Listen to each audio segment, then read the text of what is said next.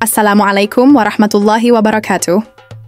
Selamat datang kembali di Al-Maghfirah Channel, tempat kita bersama-sama menelusuri kisah-kisah Islam, sejarah agung, dan misteri spiritual yang menggetarkan jiwa.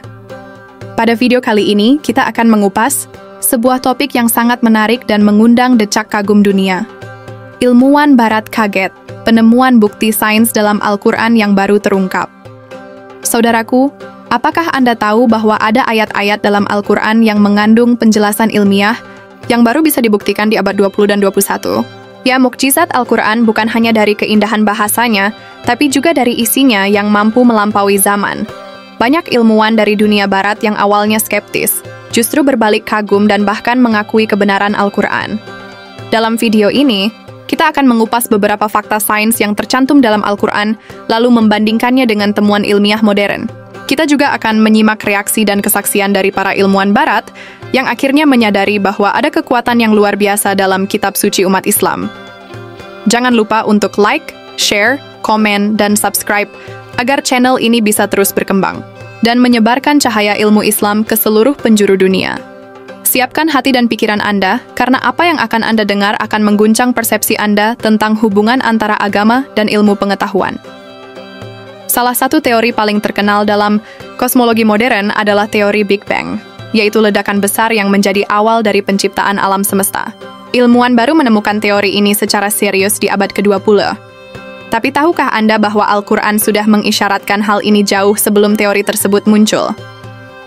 Dalam surat Al-Anbiya ayat 30, Allah berfirman, "Dan apakah orang-orang kafir tidak mengetahui bahwa langit dan bumi itu keduanya dahulu adalah satu yang padu, kemudian kami pisahkan antara keduanya?" Ini bukan sekadar pernyataan simbolis. Banyak ilmuwan yang terkejut karena ayat ini sangat mirip dengan deskripsi Big Bang. Dari satu kesatuan, lalu terpisah menjadi galaksi, bintang, dan planet. Dr. Maurice Bucaille, seorang dokter dan penulis asal Prancis, mengatakan bahwa tidak ada kontradiksi antara Al-Quran dan sains modern. Bahkan, menurutnya, justru Al-Quran telah lebih dahulu menjelaskan proses penciptaan alam semesta dibandingkan teori-teori barat. Apakah ini sebuah kebetulan, atau ini adalah tanda nyata bahwa Al-Quran adalah wahyu ilahi yang datang dari Zat yang Maha Mengetahui segala sesuatu?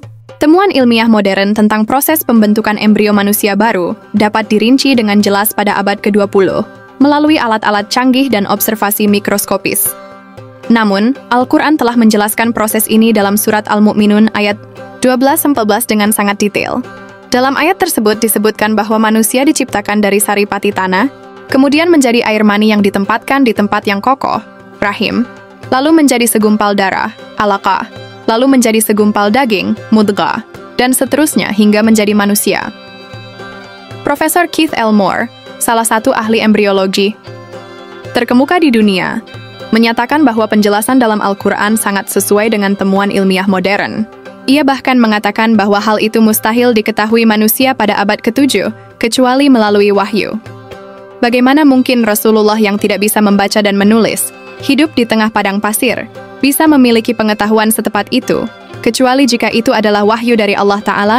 Ilmu oseanografi modern menemukan bahwa ada batas pemisah di antara dua lautan yang berbeda sifatnya. Salah satu dengan air asin dan yang lain dengan air tawar. Air ini tidak bercampur secara langsung karena adanya perbedaan suhu, kepadatan, dan salinitas. Hal ini disebutkan dalam Al-Quran Surat Ar-Rahman ayat 19-20. Dia membiarkan dua lautan mengalir yang keduanya kemudian bertemu. Di antara keduanya ada batas yang tidak dilampaui oleh masing-masing. Dr. William Hay, ahli geologi kelautan dari Amerika Serikat, sangat terkejut saat mengetahui hal ini disebut dalam Al-Quran.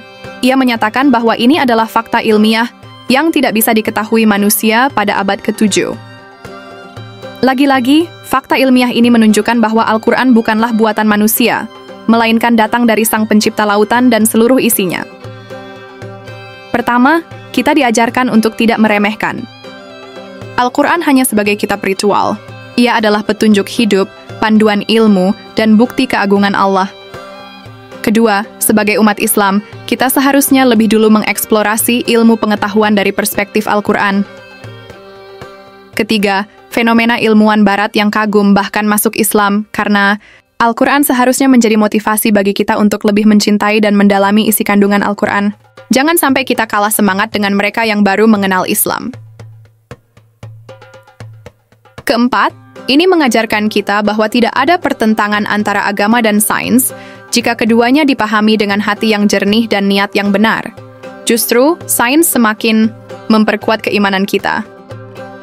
Kelima, ayat-ayat ini adalah bukti cinta Allah kepada umat manusia, agar kita berpikir, mencari, dan akhirnya kembali padanya dengan iman yang kokoh. Subhanallah, betapa luar biasanya kandungan Al-Quran. Ia tidak hanya menenangkan jiwa tapi juga mencerahkan akal. Kisah-kisah para ilmuwan yang tersentuh hatinya karena Al-Quran harus menjadi penyemangat kita untuk lebih mendalami kitab suci ini. Semoga video ini menambah keimanan kita semua dan menjadikan kita lebih yakin bahwa Islam adalah agama yang sempurna dan universal. Marilah kita terus belajar dan menyebarkan kebaikan. Jangan lupa untuk tekan like jika video ini bermanfaat, share ke teman-teman dan keluarga agar lebih banyak yang tercerahkan, komen pendapatmu di bawah, dan subscribe channel Al-Maghfirah Channel, agar tidak ketinggalan video-video Islami menarik lainnya. Wassalamualaikum warahmatullahi wabarakatuh.